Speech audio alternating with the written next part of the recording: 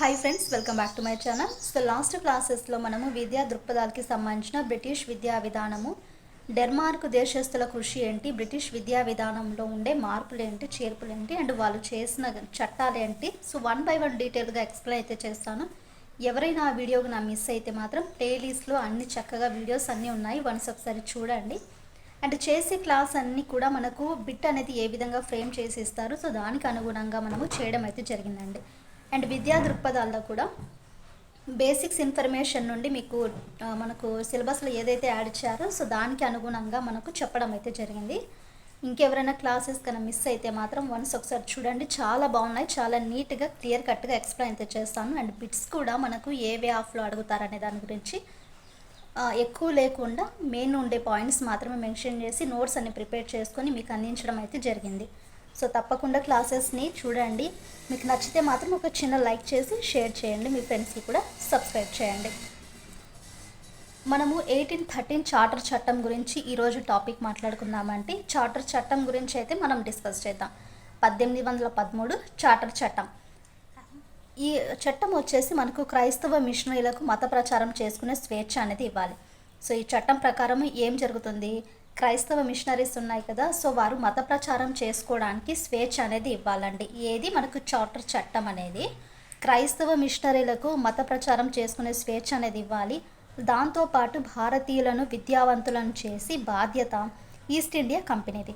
భారతీయులను అంటే మన ఇండియన్స్ను ఒక ఎడ్యుకేటర్స్ అంటే విద్యావంతులను చేసే రెస్పాన్సిబిలిటీ కూడా ఈస్ట్ ఇండియా కంపెనీదే అండి. ఇందుకు ఏటా ₹1,00,000 కేటాయించాలి.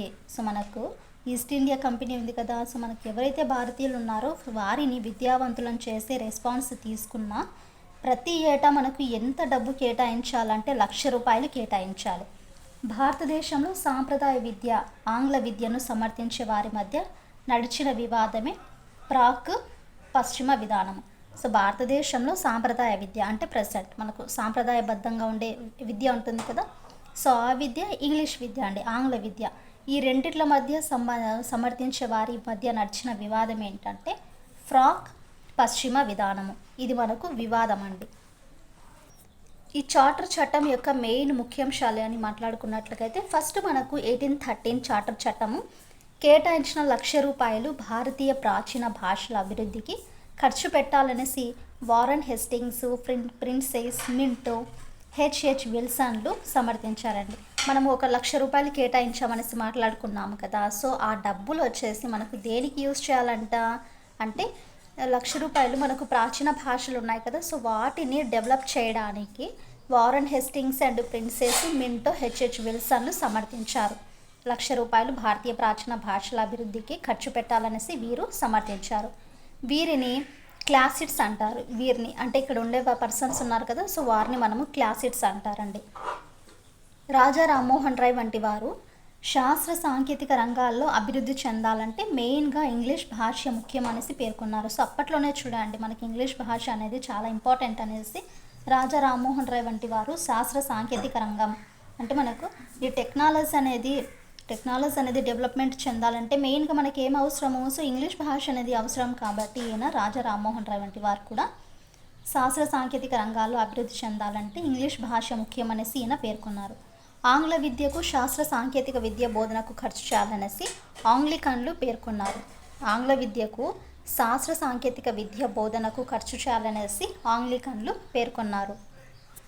ఆనాటి న్యాయశాఖ సలహాదారుడైన లార్డ్ మెకాలే నేతృత్వంలో 1835లో ఒక కమిటీ అనేది ఏర్పాటు చేస్తారు. సో లార్డ్ మెకాలే అనేది గుర్తుంచుకోవాలి మీరు ఇక్కడ. ఆనాటి న్యాయశాఖ సలహాదారుడు ఎవరిక్కడ, లార్డ్ మెకాలే. ఈయన నేతృత్వంలో 1835లో ఒక కమిటీ అనేది ఏర్పాటు చేస్తారు.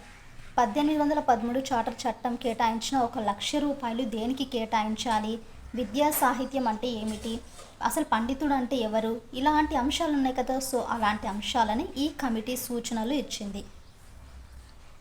సో ఇది ఫ్రెండ్స్, ఈరోజు వితిన్ 5 minutesలో మీకు చార్టర్ చట్టం గురించి డీటెయిల్గా 1 by 1 అయితే ఎక్స్ప్లెయిన్ చేస్తాను.